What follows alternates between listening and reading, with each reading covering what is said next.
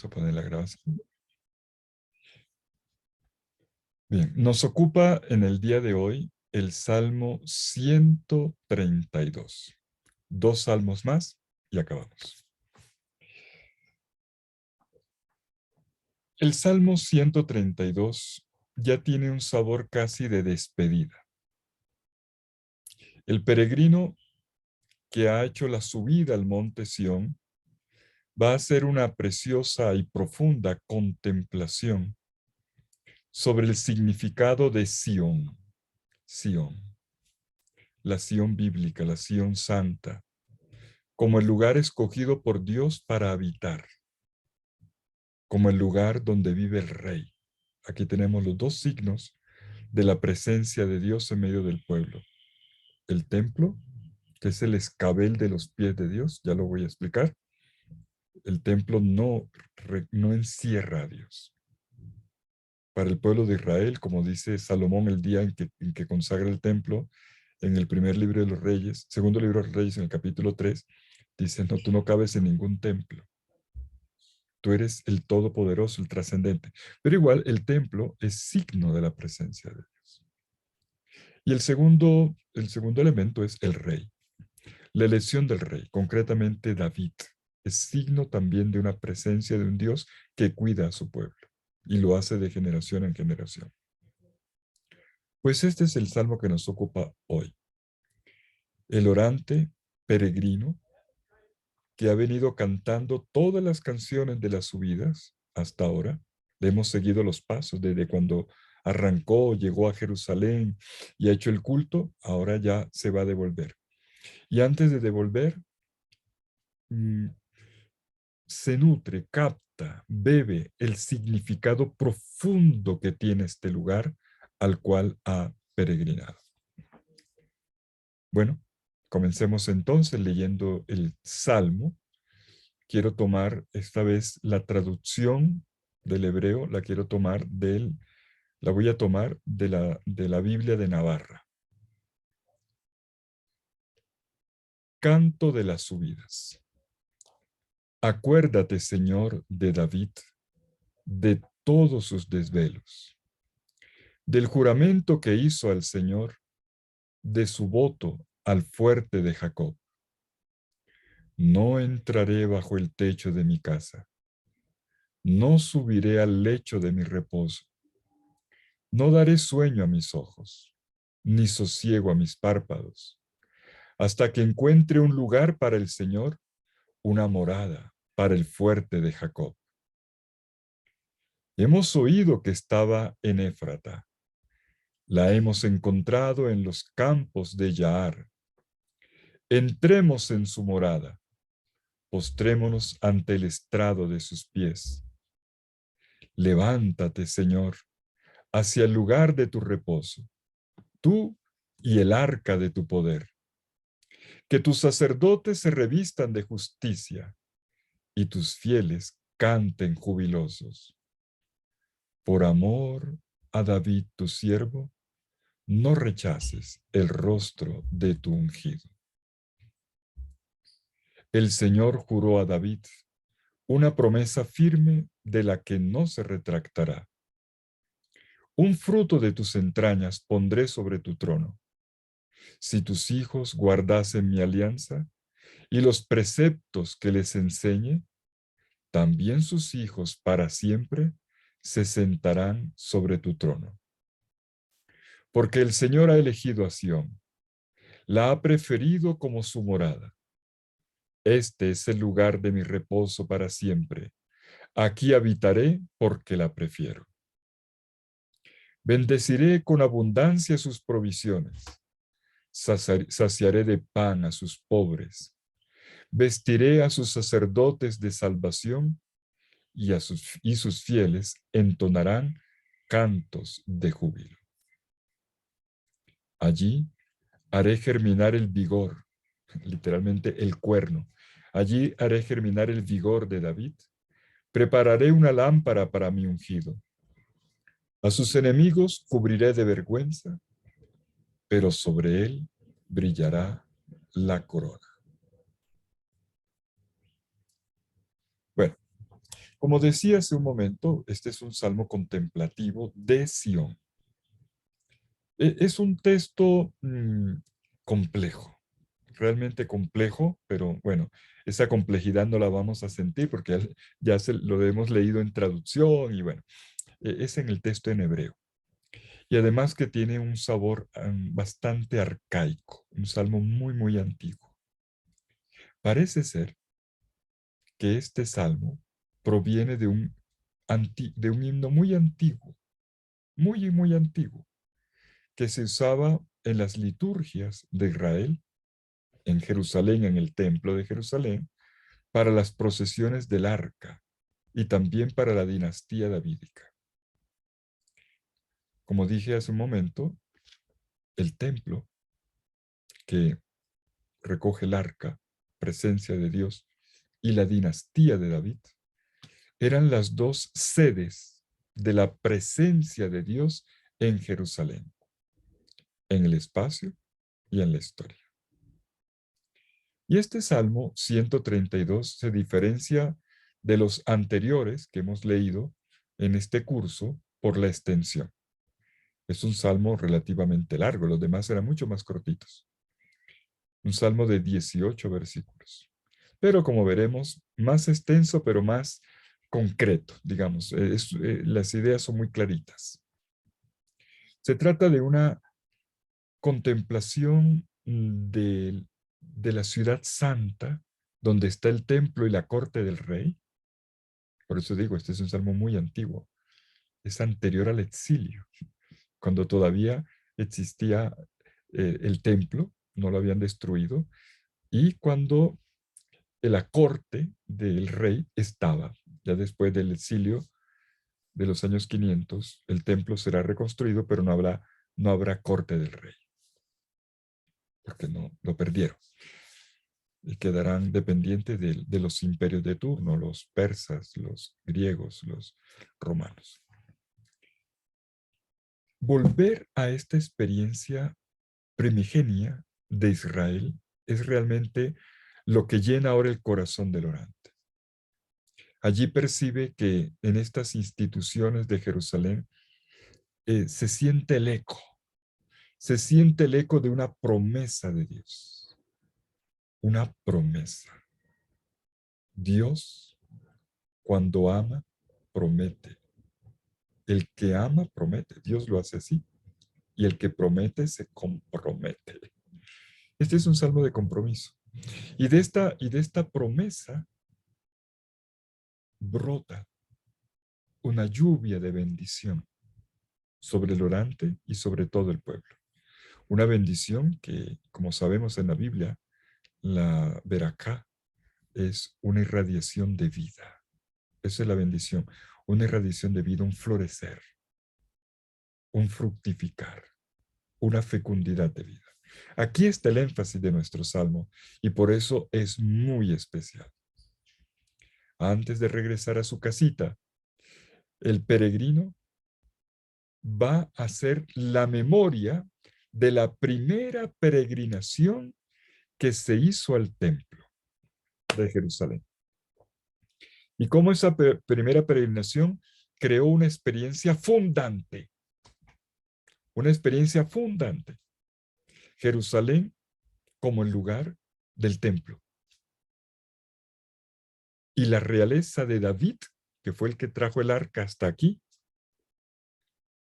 el comienzo de una dinastía que se va a proyectar en el futuro como la gran esperanza, un hijo de David, un Mesías, que va a venir a completar, a acompañar la promesa de Dios y que es un signo de la presencia de Dios.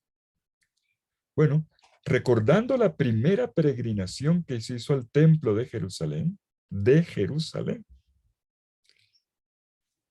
nuestro orante hace la evocación. ¿Quién fue el que trajo el arca a Jerusalén? Y el que quiso construir un templo, pero Dios no lo dejó, lo va a hacer su hijo Salomón. Pues fue David. David. Y por eso este salmo tiene mucho de salmo real, salmo de rey, salmo de templo y salmo de rey.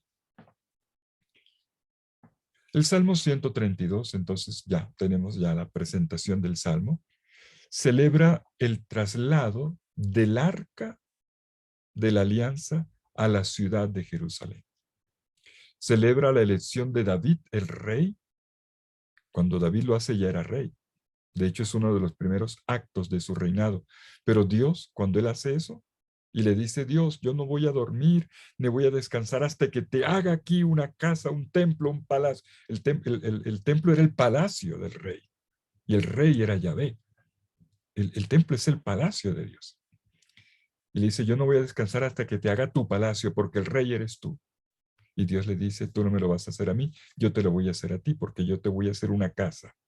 Casa significa también descendencia, el juego de palabras entre casa, construcción y casa, descendencia. Yo te voy a hacer una dinastía de tu familia. Vendrán los descendientes y la sostendré y vendrá el gran descendiente. Pues el Salmo habla de esto, del linaje, del traslado del arca, del linaje de David, del cual saldrá el Mesías, versículos 11 y 12. Un fruto de tus entrañas pondré sobre tu trono. Si tus hijos guardasen mi alianza y los preceptos que les enseñe, también sus hijos para siempre se sentarán sobre tu trono. Pero además, no solamente la dinastía de David, sino Jerusalén. Jerusalén permanecerá para siempre, según la mentalidad de este salmo, como el lugar donde Dios permanece. Versículos 13 y 14. Vienen los versículos 13 y 14 en sus Biblias, porque para mí esta es la cumbre de todo el Salmo, versículos 13 y 14. Porque el Señor ha elegido a Sión, la ha preferido como su morada. Este es el lugar de mi reposo para siempre. Aquí habitaré porque la prefiero. Esta es la experiencia fundamental. Por eso el orante ha hecho la peregrinación a Jerusalén y no a otro sitio. Este es el lugar de mi reposo para siempre. Aquí habitaré porque la prefiero. El templo de Jerusalén y la Sión Santa no es cualquier lugar. El Señor la ha elegido. El Señor la ha preferido como el lugar de su morada. Por eso nos debe quedar claro de este salmo que este es un texto fundacional de la teología de Sión. Un salmo acompañado de promesas y de bendición. Promete que de Sión brotarán bendiciones a favor de David y de todo el pueblo de la alianza. Miren los versículos 15 y 16. Bendeciré con abundancia sus provisiones. Provisiones que es la comida, la medicina, la casa, el trabajo, la familia. Bendeciré con abundancia sus provisiones. Es más, nadie pasará hambre. Saciaré de pan a sus pobres. Y en esta Jerusalén del templo, se verán los sacerdotes revestidos de lino fino. Pero esta vez el lino es la salvación. Vestiré a sus sacerdotes de salvación. Y se verá toda la asamblea en el templo, donde está el orante, cantando con gritos de júbilo. Vamos a ver. Ya les conté qué es el salmo. Este salmo me encanta. Este salmo es que rezar, ustedes no se imaginan lo que es orar con este salmo, sentado en las gradas del templo de Jerusalén. Bueno, pues sigamos. Este salmo tiene un trasfondo histórico. Ya lo dije hace un momento, pero vamos a mirarlo para que luego veamos ya el texto en sus partes y en sus líneas. Reconstruyamos el trasfondo histórico. El día en que David, en sus primeros tiempos de gobernante, de rey de Israel, tomó la decisión de trasladar el arca de la alianza que la habían capturado los filisteos. Recuerden ustedes, en tiempos de Samuel, en Silo, los filisteos se habían tomado Silo y se habían llevado el arca. ¿Dónde se la llevaron? Pues para la región de ellos, cerca de Crom, Gat, la llanura que llamamos Filistea ahora, cerca de Tel Aviv, en la llanura, cerca del mar Mediterráneo. Allí tuvieron cerca de 20 años, capturada el arca de la alianza. Cuando el arca fue capturada, el sacerdote Elí se desplomó y de la impresión, porque fue un sacrilegio. Es como que se metan y hagan un sacrilegio en un templo hoy, el sacerdote se desploma del dolor. Pues Elí no se desplomó del dolor, se murió, cayó. Bueno, la gente lloraba. 20 años se habían llevado el arca, el signo de la presencia de Dios, del santuario de Silo. David, recién coronado rey, toma la decisión de ir a buscar el arca. La va a buscar. Y esto es lo que está detrás de este salmo. Es una evocación histórica, una catequesis histórica que todo israelita conoce de memoria. David se traslada cerca de la región de Éfrata. Bueno, hoy Éfrata para nosotros hoy la asociamos con Belén, pero Éfrata es toda la región del entorno de Jerusalén. Es más, Éfrata en las campiñas, en el soto de Yaar. El soto de Yaar, la campiña de Yaar, hoy sabemos qué es por la arqueología. Es la aldea de Kiryat Jearim.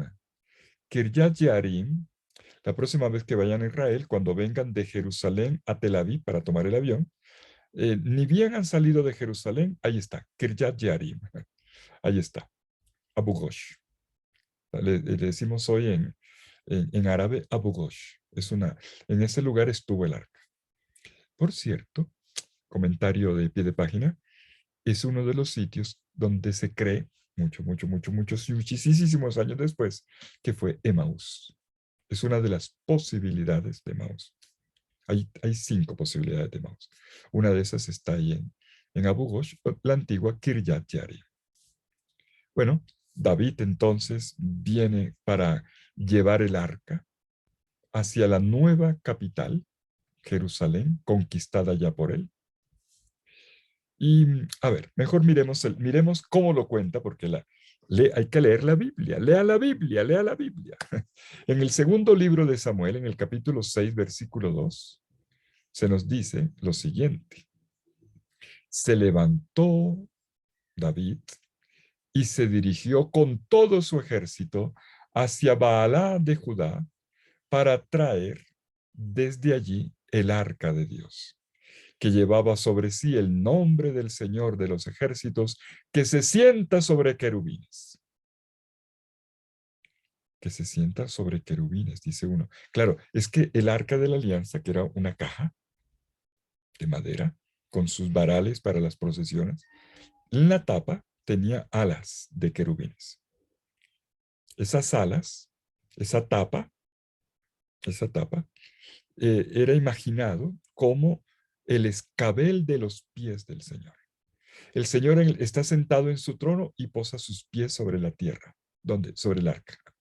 Esa es la idea. Entonces, es lo que dice aquí nuestro texto de 2 Samuel 6:2. Luego, saltemos al versículo 12. Comunicaron al rey lo sucedido. Me salto los detalles. Cómo se sabía que era el arca y etcétera, cómo lo descubre. El Señor ha bendecido a Obededom y todo lo suyo por causa del arca de Dios. Fue entonces David y trasladó con alegría. ¿Se acuerdan la fiesta de David cuando trajo el arca al templo? ¿Se acuerdan? Y trasladó con alegría el arca de Dios desde la casa de Obededón hasta la ciudad de David, o sea, Jerusalén.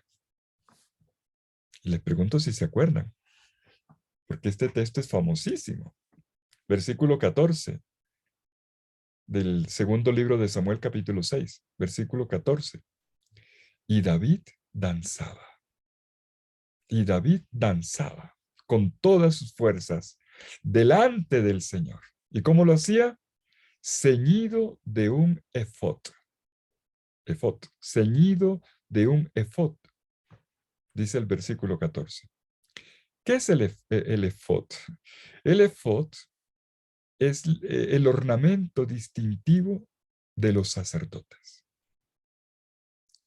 en particular del sumo sacerdote, que tiene un efod con hilos de oro, y el rey, en esta ocasión, tiene un efod que es propio del sumo sacerdote.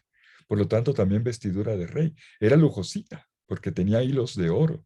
Era como una especie de chaleco, no tenía mangas, como una especie de chaleco que caía por delante y por detrás y se amarraba fuerte en la cintura. Era el ornamento sacerdotal. Se colocaba encima de la túnica. Bueno, David se coloca el efod y vestido de esta manera, danzando, acompaña al ejército que se echa al hombro el arca de la alianza y el pueblo salió en masa con gritos de júbilo y al sonar de las trompetas. Segundo libro de Samuel, capítulo 6, versículos 14 y 15. Estoy leyendo aquí el texto. Lo tengo ante mis ojos. David iba ceñido con el efod de lino. De lino, es el lino, ya es, no es cualquier vestido, ¿eh? No es cualquiera que se viste de lino. De lino. Y bueno, el efod, digo, el sacerdote tenía hilos de oro. Lo de hilos de oro no lo dice aquí. Y danzaba con todas sus fuerzas ante el Señor. Qué entusiasmo. La alabanza de David con el cuerpo, con la danza. Versículo 15. David y toda la casa trasladaban el arca del Señor entre gritos de júbilo y sonar de trompetas. Bueno, esto es lo que está detrás del Salmo. Pero el Salmo no es una repetición del texto que yo acabo de leer. El Salmo es una evocación.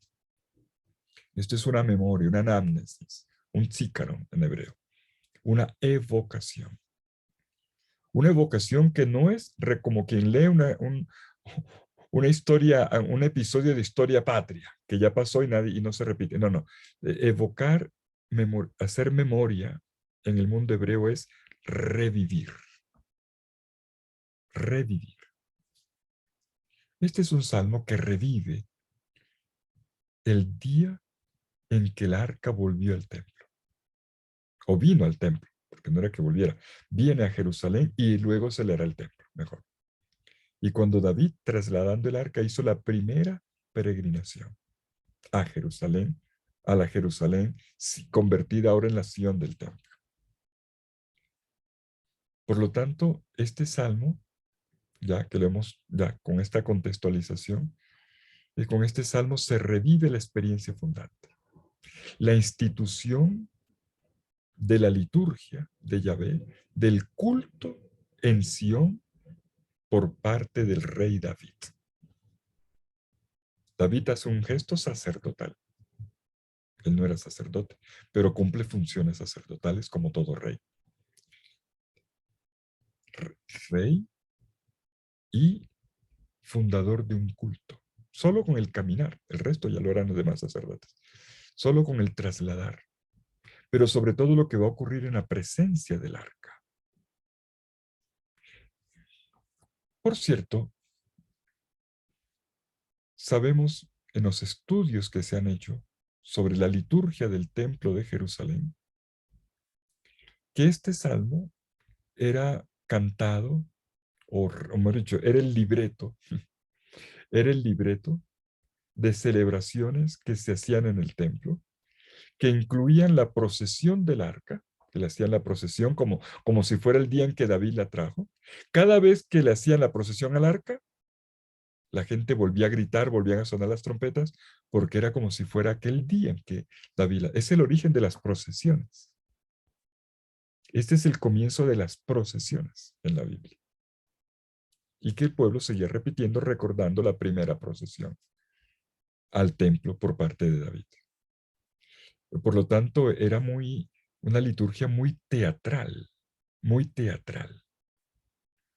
Ya veo a los sacerdotes cargando el arca, con, a los otros con todo el ornamento desfilando al lado, al sumo sacerdote con su lino fino e hilos de oro, y al ministerio de música del templo sonar las trompetas y todo el pueblo en la explanada del templo gritando, cantando, teruga, teruga, teruga, Yahvé reina, Yahvé reina.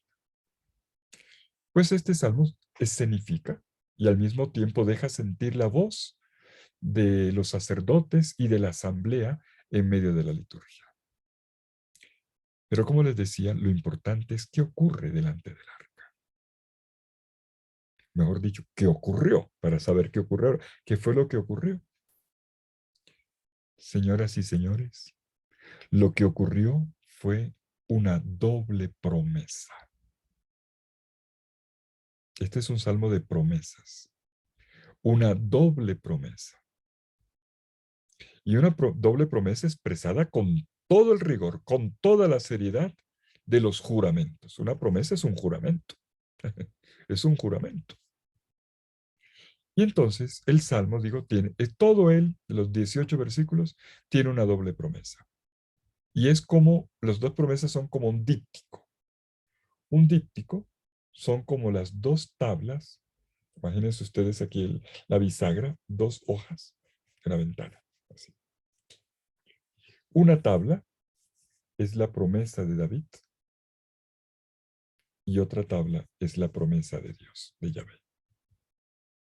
Primera tabla, David le hace una promesa, un juramento a Dios. Versículos 1 al 10, primera tabla, 1 al 10. El juramento de David a Yahvé. La segunda tabla, versículos 11 al 18, el juramento de Yahvé a David. Viceversa. Versículos 11 al 18, de Yahvé a David. Comencemos, ahora ya vamos al detalle, con la primera parte, versículos 1 al 10. Primera parte, primera tabla del díptico, la promesa de Yahvé, de David a Yahvé. Miren en sus Biblias y acompáñenme en la lectura. Acuérdate, Señor, acuérdate, Yahvé, de David, de todos sus desvelos. David trasnochado. Del juramento que hizo al Señor, de su voto al fuerte de Jacob. Aquí ya ves llamado el fuerte de Jacob, de Jacob, papá Israel. Jacob se cambió el nombre por Israel, recuerdas, Dios se lo cambió. Y escuchamos el juramento. No entraré bajo el techo de mi casa, no subiré al lecho de mi reposo, no me iré a acostar, no daré sueño a mis ojos, o sea, pasaré en vigilia, ni sosiego a mis párpados, hasta que encuentre un lugar para el Señor. O sea, hasta que no le haga el palacio al arca. Hasta que encuentre un lugar para el Señor, una morada para el fuerte de Jacob. O olvídele con el fuerte de Jacob, para llamar a Dios. Hemos oído, versículo 6, y aquí comienza la escenificación. Hemos oído que estaba en Éfrata. La hemos encontrado en las campiñas de Yaar, que es Kiryat Yarim. Entremos en su morada, postrémonos ante el estrado de sus pies. Levántate, Señor, hacia el lugar de tu reposo, tú y el arca de tu poder. Que tus sacerdotes se vistan de justicia y tus fieles canten jubilosos. Por amor a David, tu siervo, no rechaces el rostro de tu ungido. Esos son los primeros 10 versículos. ¿Qué podemos decir? Este primer díptico contiene dos partes. Creo que ya lo notaron. Primero el juramento de David, y luego un coro procesional. Tenemos un coro procesional. Ahí se habla de los sacerdotes y de la asamblea en procesión, haciendo la adoración de Dios. El juramento pronunciado por David es puesto en boca de un solista. Recordemos que esto es una escenificación, como si fuera aquel día. Se escucha en la voz de un solista. No entraré bajo el techo de mi casa. A ver, miremoslo en el texto mismo, versículos, versículos 3 y 4. El juramento. No entraré bajo el techo de mi casa. No subiré al lecho de mi reposo. No daré sueño a mis ojos, ni sosiego a mis párpados, hasta que encuentre un lugar para el Señor, una morada para el fuerte de Jacob.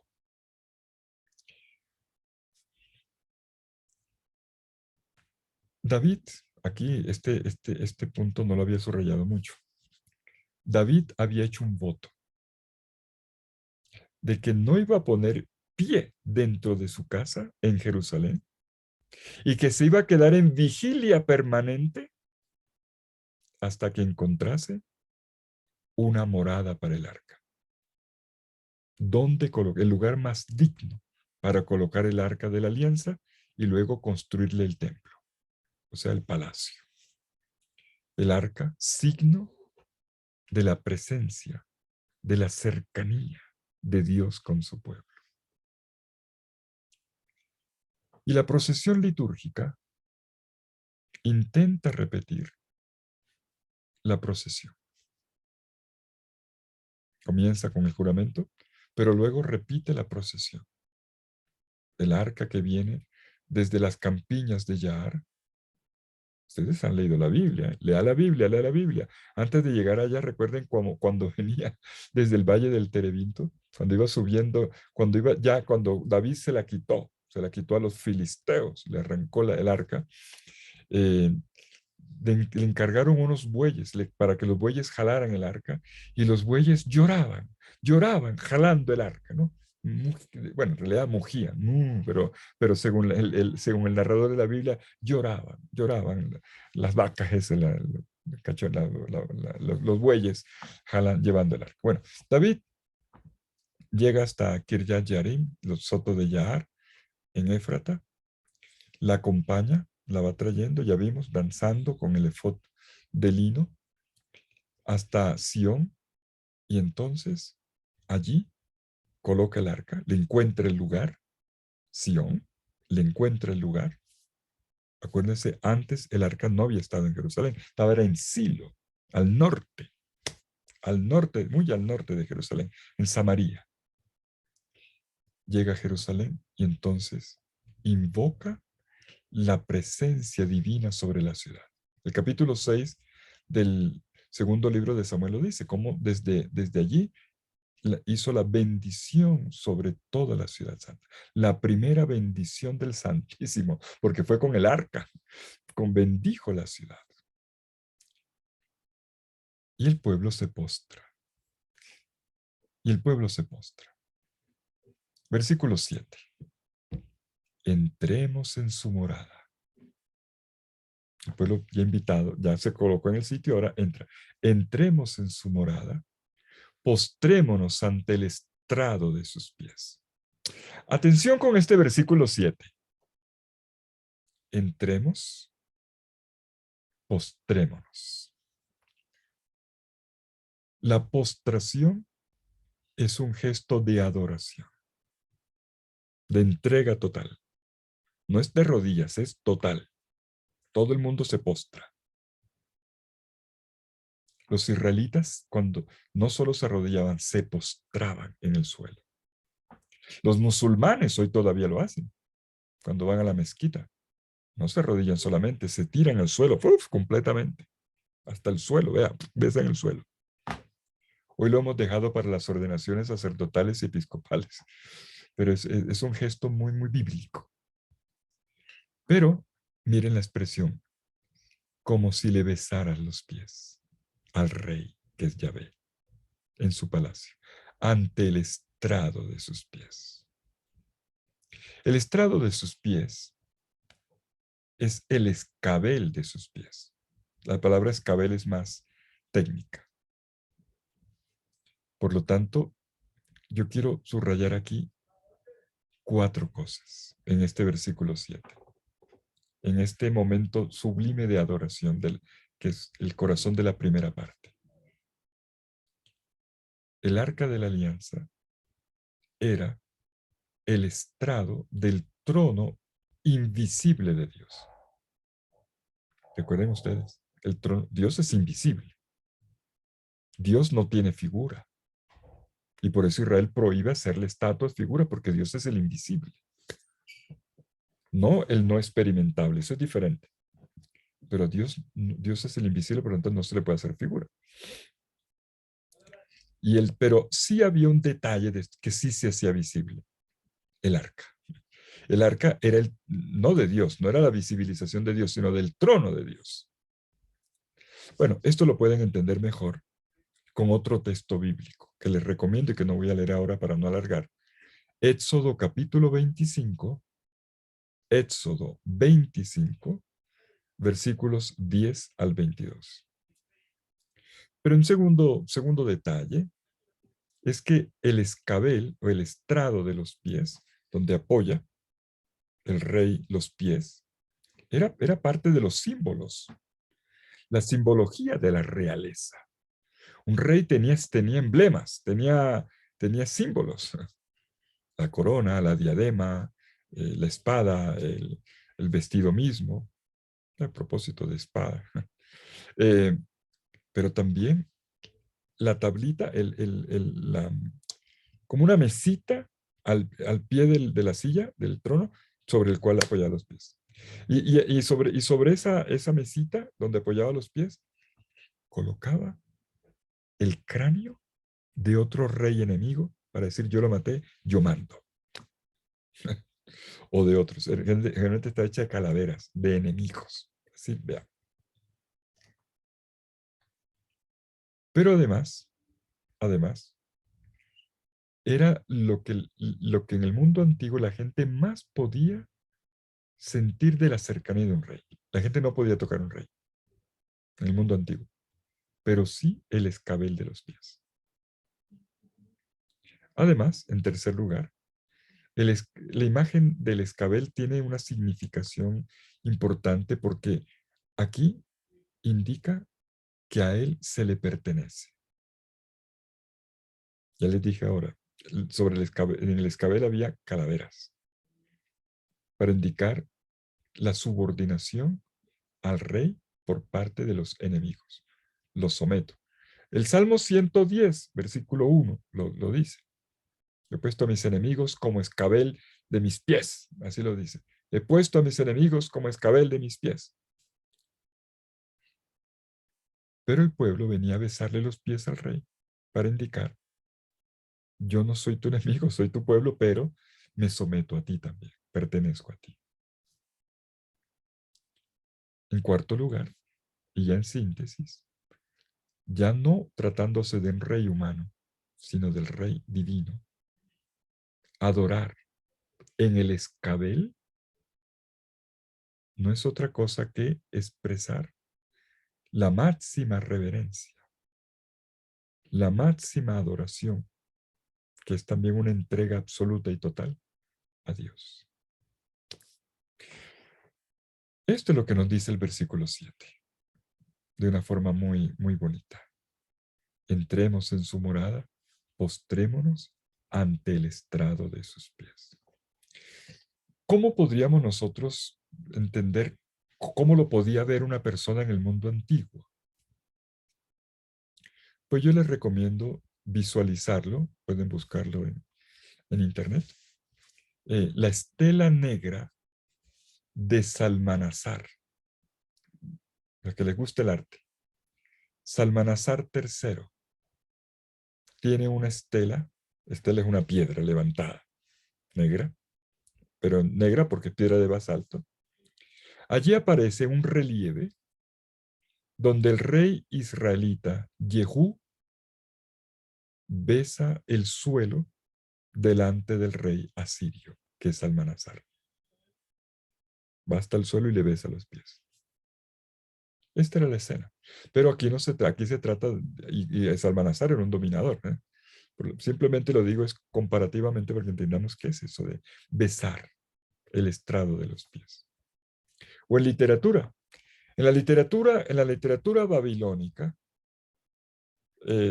sabemos, en el relato llamado del Enuma Elish, se representa el tribunal de los dioses besando los pies del dios que se llamaba Marduk. Marduk, el dios de los babilonios. Bueno, tenía muchos, pero el principal, Marduk. La otra corte, la corte de los dioses, besándole los pies. ¿Cuándo? Pues después que había sofocado una rebelión y se había establecido él como la cabeza del panteón de todos los dioses babilonios. Este era el acto común de sumisión ante reyes, ante dioses. Agarrarle los pies era un gesto de humillación y de súplica. ¿Han visto alguna vez? Bueno, no sé si la comparación sea oportuna, pero ¿han visto ustedes en un templo católico que la gente no puede pasar delante de un santo sin tocarlo? Y los pobres, las paticas, los piececitos del santo ya están pelados y sin dedos y de tanta tocadera. Eso es muy antiguo. Eso es muy antiguo. Claro, aquí estamos ante el Dios invisible. Nada de imágenes. Bueno, podría como colocar aquí en la literatura en el arte, mostrar cómo esto se representa con tanta frecuencia. Pero avancemos. Nuestra primera parte, después del juramento que David le hace a Dios de que no va a dormir, que no va a reposar, de que va a estar en vigilia, el desvelo de David, hasta que le haga una casa al Señor. Y le coloca no una casa todavía, sino lo coloca en Sión, todavía falta el tema del templo construido, pero eso es después con Salomón. Le coloca el sitio, viene el pueblo y hace la primera liturgia besando los pies, el escabel de los pies de Dios. Y entonces, esta primera parte concluye con la bendición. Es una jaculatoria davídica, muy del rey, que en la segunda parte vamos a ver que bueno, ya desde aquí, pero se desarrolla más en la segunda parte, va a tener un alcance, una proyección mesiánica. En hebreo, Mashiach, de donde viene la palabra Mesías, significa ungido. Mashiach es ungido, con unción de aceite, de consagración. Ungido, consagrado, es lo mismo. En hebreo se dice Mashiach. Y esta es la palabra final de la primera parte. No rechaces el rostro de tu ungido, de tu Mesías. Se puede traducir tranquilamente. El rostro de tu Mesías. El Mesías no es el Mesías futuro, es el Mesías presente, que es el rey, que es ungido.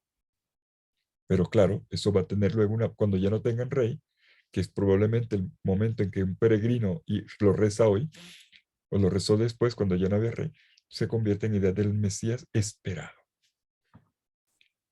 Versículos 9 y 10. Que tus sacerdotes se revistan de justicia. Bonito, ¿eh? Los sacerdotes. David estaba revestido de lino fino. Efod. Los sacerdotes usan el efod, pero de justicia. No ornamentos brillantes de tela, sino con su comportamiento, la justicia. Y todo el pueblo, cuando entran los sacerdotes con sus vestidos, estamos en una procesión, los fieles cantan júbilosos. Todo el pueblo, toda la asamblea entona el canto, retumba toda esta escena con los cantos del pueblo de Dios. ¿Y qué canta? Canta una jaculatoria, la jaculatoria del rey. Por amor a David, tu siervo, no rechaces el rostro de tu ungido. Es decir, que no nos falte un rey, porque es signo de tu presencia. Segunda parte. La primera parte fue el juramento de David a Dios, a Yahvé. Ahora viene la contraparte. La contraparte. Dios le hace una promesa o un juramento a David. El contexto histórico es el mismo. Después de aquella primera liturgia solemne, cuando David llegó con el arca a Jerusalén y no había dónde ponerlo, entonces encontró el sitio, no durmió hasta que lo encontró y luego vino la liturgia. David, días después, le va a decir al Señor, Señor, estoy en el capítulo 7 ya del segundo libro de Samuel, Señor, ¿cómo es posible que yo viva en una casa de cedro, los cedros del Líbano? El rey tenía la mejor casa. Que yo viva en una casa tan bonita y tú allá en la colina, en ese descampado, como si estuvieras en un patio. No, Señor. Como si el templo o el lugar donde estaba el arca fuera el patio del rey. No, es al revés. Es al revés, Señor. Señor, te voy a hacer un templo. Te voy a hacer. Y Dios le dice, no, Señor. Usted no me va a hacer templo. Usted no me va a hacer casa a mí. Y esta es la cita que nosotros tenemos, segundo libro de Samuel, capítulo 7. Esta evocación. Dios mandó al profeta Natán. Lea la Biblia, la gran promesa. La promesa del hijo de David. Te daré un hijo. De tus entrañas vendrán descendientes. Lo leemos todas las navidades, todos los advientes de Navidad lo leemos, porque para nosotros ese es Cristo. Pero bueno, Dios le dice, no me vas a hacer una casa. Te lo agradezco. Muchas gracias, querido David, pero no, soy yo el que te va a hacer una casa a ti. ¿Y cómo? Pues le voy a dar estabilidad a tu dinastía, a tu linaje. El linaje que venga de tu entraña, de tus entrañas, la semilla que viene de ti, de generación en generación se mantendrá. Y cuando falte, yo la voy a reponer. Hay otro salmo que lo dice de una forma preciosa, tampoco lo voy a leer ahora para no alargar, pero los invito a que lo lean después. Salmo 89. Salmo 89, lo mismo. Ahí está la promesa. Y no hace falta que leamos la promesa en otros textos porque aquí el Salmo 132 la cita. Versículo 11. El Señor juró a David una promesa firme, como todas las promesas de Dios. Dios escribe sus promesas no en papiros, en piedra, para que nunca se borre. Juró a David una promesa firme de la que no se retractará. Cuando el pueblo se porte mal, como de hecho se portó, y algunos reyes nos dieron la talla, Dios no retira su promesa. Dios no retira su promesa. Un fruto de tus entrañas, esta es la promesa, un fruto de tus entrañas pondré sobre tu trono. O sea, tú te perpetuarás, David. Claro, porque un hijo era como si fuera él, un nieto era como si fuera él. Pero esta promesa que Dios le da, versículo 11, que Dios le hace, tiene una condición. Miren el versículo 12. Sí, pondré un fruto, pero sí tal cosa. La promesa queda condicionada ¿a qué? A la fidelidad a la ley. Pero eso sí, me cumple los mandamientos. No me pidas que yo cumpla mi promesa si tú no cumples la tuya. Una fidelidad condicionada al cumplimiento de las normas, de la ley de Dios. Versículo 12, ahí lo dice clarito. Si tus hijos guardan mi alianza y los preceptos que les enseñe, te mandaré profetas que te lo van a decir, también tus hijos, sus hijos para siempre, se sentarán sobre tu trono. Esto es lo que los profetas van a decir en tiempos de desgracia. Mira, vean, se murió el rey o se lo llevaron al exilio. Jeremías lo dice clarito. porque ustedes fallaron a la alianza. Dios mantenía, pero ustedes tenían que cumplir también. Y entonces, después de la promesa, del juramento de parte de Dios, uno de tu trono pondré, uno de tus entrañas pondré sobre tu trono, de tu linaje, pero si tus hijos cumplen los mandamientos. Una vez dicho esto, otra vez, como en la primera parte, el esquema es el mismo. Después del juramento, viene el momento litúrgico. El solista ha representado primero la voz de David, ahora la voz de Dios.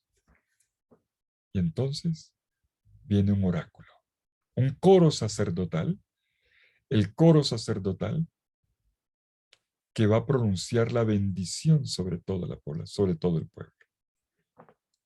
Primero lo hace con símbolos vegetales, la imagen de un retoño, y luego con símbolos luminosos, radiantes, la diadema de oro que era propia del rey que brillaba.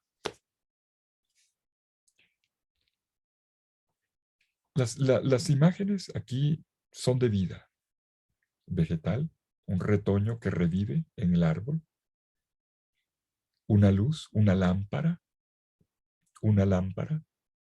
y el resplandor en la diadema que muestra cómo florece la potencia de David.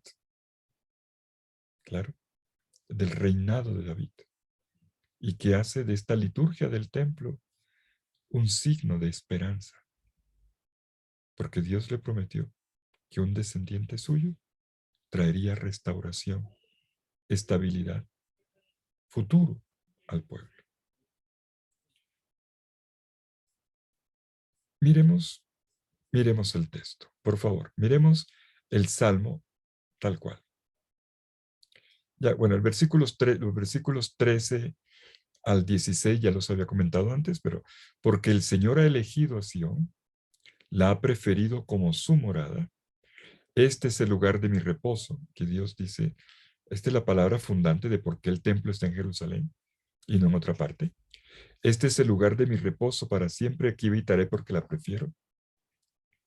Y luego la bendición. Bendeciré con abundancia sus provisiones, saciaré de pan a sus pobres, vestiré a sus sacerdotes de salvación. Primero dijo, los vestiré de justicia, ahora se vestirán de salvación. Este es el efod sacerdotal.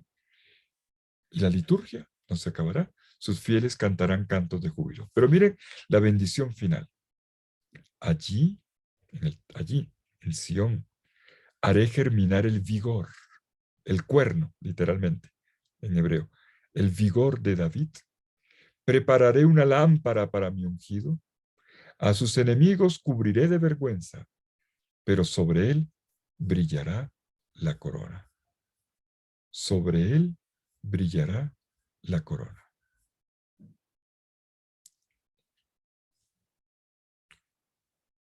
Retoñará un vástago de David. David es un retoño que crece y que se expande vigoroso. Dios es Dios de vida. Y este título, retoño, el retoño, se va a convertir en uno de los títulos más importantes del Mesías. Es un salmo con proyección mesiánica. Y usted me dice, ¿eso dónde lo saca? Pues lea la Biblia. En Isaías, capítulo 11, versículo 1, Dios dice, saldrá un vástago de la cepa de Jesé y de sus raíces florecerá un retoño. Esto lo leemos en nosotros, los cristianos en Adviento. Pero estamos en el Antiguo Testamento todavía. O Jeremías. Jeremías capítulo 23, versículo 5. Miren que vienen días, oráculo del Señor, en que suscitaré a David un brote justo, que rija como rey y sea prudente, y ejerza el derecho y la justicia en la tierra. O si quiere más todavía, Zacarías. Zacarías 3:8 y 6:12. Esto es después del exilio. ¿Cómo se hace eco de esto? Escucha, Josué, sumo sacerdote, tú y tus compañeros que se sientan ante ti, pues son hombres de presagio. He aquí que yo voy a traer a mi siervo brote así se llama, brote, retoño. Y le hablarás diciendo, esto dice el Señor de los ejércitos, este es el hombre cuyo nombre es retoño, brote, pues brotará de sus propias raíces y reconstruirá el templo del Señor, el lugar de la presencia del Señor. Pues esa es la conclusión del Salmo. Un retoño, un retoño vendrá, hay esperanza. O sea, decir que vendrá un retoño es que hay futuro. Cuando el pueblo se seque, cuando el pueblo se vuelva miseria, cuando el pueblo peque, cuando todo eso que ya sabemos en Israel, en la historia de Israel, Dios traerá un futuro. Cuando la familia del pueblo de Dios, Dios traerá un futuro. Suscitará uno nuevo que restaurará. Pero dice al final que la corona ante los enemigos, la corona, la diadema del rey, brillará. En realidad es como si se fundieran las dos imágenes del brote y de la diadema. La corona florecerá. Es decir, el irradiar es signo también de vida y también de fecundidad. Pero, si quiere más todavía, en medio de esto dice una lámpara. Yo pondré, yo pondré una lámpara para mi ungido, una lámpara. El rey consagrado es como una lámpara. Dios que ilumina a su pueblo. Pero Dios ilumina también a su consagrado y por eso le brilla la corona. Es decir, tú eres una lámpara resplandeciente porque tú irradias la luz que yo te doy. Ante ti, yo provoco luz. Pero hay más, hay más. En este versículo 18, bueno, 17 y 18. Esta imagen de la lámpara tiene un antecedente. Porque si miramos el texto hebreo veremos que dice fogata. Lámpara, pero es una, en realidad una antorcha, mejor. Una antorcha. Tú eres una antorcha. O pongo ante ti una antorcha. Las fogatas eran símbolo de la familia, de una casa. Por eso una casa tenía fogata. En tiempos de invierno había que hacer fogata. Todavía hoy, y hoy se hacen con chimeneas. Había una fogata, le vi la palabra lar, el hogar. Hogar viene de hoguera. La casa tenía una hoguera.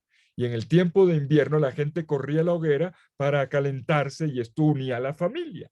La familia unida en el calor del amor, el calor del fuego que le daba la fogata, la hoguera, hogar, hoguera. Cuando se apaga, cuando se apaga el fuego de una familia, cuando se van o se pelean o se descuidan, cuando se apaga el fuego, la hoguera, la casa queda vacía, desvalida, la familia se extingue, quedan hechos cenizas y polvo, como una casa abandonada, llena de telarañas. Pues esto es lo que se está diciendo aquí en la conclusión del Salmo. La lámpara es como una antorcha que congrega al pueblo, que lo mantiene unido como familia. Eso es el Mesías, un congregador de familia, de pueblo de Dios.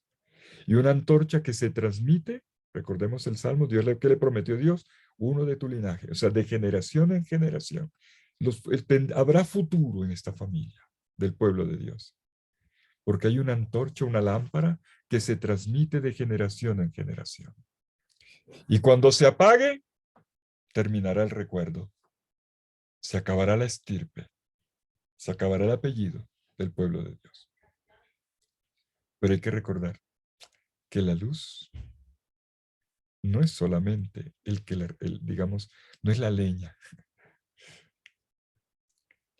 La luz es Dios, es símbolo de Dios, que ilumina en la leña a partir de la leña. Pero aquí el Salmo, cuando dice en la última línea, sobre él brillará la corona, en David se refleja la presencia luminosa del Dios de Sion, porque fue un adorador, porque congregó al pueblo y porque se le entregó a Dios de tal forma que Dios le dijo, no, espérate, soy yo ahora el que te va a bendecir a ti. A sus enemigos cubriré de vergüenza. Son palabras de futuro, pero sobre él brillará la corona. Sobre él brillará la corona. Ese es el futuro. De esta manera terminamos ya nuestra lectura. No el curso, pero ya estamos acabando. Esto ya sabe a conclusión de curso. Porque es también la conclusión de la peregrinación al templo. Antes de irse, este peregrino se ha permitido esta meditación que hoy hemos revivido, con muchos detalles hoy, que este orante ha revivido y ha disfrutado, ha gozado, al venir como peregrino en esta subida al templo, canto de la subida. Yo he revivido lo que pasó mucho antes de mí, cuando este lugar fue fundado, cuando vino el arca y cuando David hizo el primer culto y Dios le hizo una promesa. Y por eso estoy aquí, porque Dios ha cumplido su promesa. El fuego no se ha apagado. ¿Ven por qué me gusta este salmo? Los invito a que terminemos orando con una relectura del salmo que hace un poeta que yo ya les he citado varias veces. Se llama David Turoldo. David Turoldo era un sacerdote italiano de la congregación de los Servitas, que se hizo muy conocido por sus poesías. Y él, rezando este salmo, dice así: oh Dios, que el universo entero encierras en un átomo. Oh Dios, que haces del hombre la síntesis consciente del universo. Tú que en la pequeña hostia haces el don más grande entre todos los dones, porque ella te encierra a ti mismo. Haz, Señor, del corazón humano tu tabernáculo y de toda la humanidad tu templo. Ahora que el velo del templo de piedra se ha roto, está pensando como cristiano, allí donde tu gloria se posa sobre la cruz, esa es la nueva diadema, la corona de espinas, donde brilla la gloria de Dios. Allí donde toda vida humana se inmola por amor. Amén. Bueno, este orante se ha sentido esa casa, ese templo. Solo hasta el Nuevo Testamento entenderemos que el templo es espiritual porque es en Cristo. Lo digo porque ahora que leí este poema de Turoldo, la asociación es evidente. El orante del Salmo 132 siente que el templo es Él. ¿Por qué? Porque el Señor le dijo, yo te haré una casa a ti. La casa de la dinastía, es la descendencia que congrega el pueblo. Entonces, estoy en tu casa, Señor, cuando yo vengo al templo, pero sobre todo cuando me siento tu familia y siento aquí contigo el calor de hogar. Y vivo aquí como en los primeros tiempos. Bueno, hemos terminado por hoy. El lunes es fiesta, ¿no? El festivo es el lunes. Sí. Bueno, Ok. listo. Entonces terminemos orando juntos con el texto del Salmo. Canción de las subidas. Acuérdate, Señor de David, de todos sus desvelos, del juramento que hizo al Señor, de su voto al fuerte de Jacob. No entraré bajo el techo de mi casa, No subiré al lecho de mi reposo. No daré sueño a mis ojos, ni sosiego a mis párpados, hasta que encuentre un lugar para el Señor, una morada para el fuerte de Jacob. Hemos oído que estaba en Éfrata. La hemos encontrado en los campos de Yaar. Entremos en su morada, postrémonos ante el estrado de sus pies. Levántate, Señor, hacia el lugar de tu reposo, tú y el arca de tu poder. Que tus sacerdotes se revistan de justicia y tus fieles canten jubilosos. Por amor a David tu siervo, no rechaces el rostro de tu ungido. El Señor juró a David una promesa firme de la que no se retractará. Uno de tus entrañas pondré sobre tu trono. Si tus hijos guardasen mi alianza y los preceptos que les enseñe, también sus hijos para siempre se sentarán sobre tu trono. Porque el Señor ha elegido a Sión, la ha preferido como su morada. Este es el lugar de mi reposo para siempre. Aquí habitaré porque la prefiero. Bendeciré con abundancia sus provisiones. Saciaré de pan a sus pobres. Vestiré a sus sacerdotes de salvación y sus fieles entonarán cantos de júbilo. Haré germinar el vigor de David. Prepararé una lámpara para mi ungido. A sus enemigos cubriré de vergüenza, pero sobre él brillará la corona. Gloria al Padre, y al Hijo, y al Espíritu Santo. Como Como era era en un principio, ahora y siempre, por los siglos de por los los siglos. siglos de Amén. los siglos. Amén. Amén. En el nombre del Padre, del Hijo, Del y Padre, del del Hijo y del Espíritu Espíritu Santo. Santo. Amén. Amén. Feliz noche para todos. Que descansen. Padre, gracias, Padre. Padre. Que Feliz tengan un noche para agradable todos. puente. Gracias. Bueno, Feliz pues, noche. feliz noche. Que Dios me los cuide. Con mucha salud y bendición en todo. Amén, Padre. Hasta Amén. luego. Gracias. Amén. Bueno, Amén. Amén. adiós.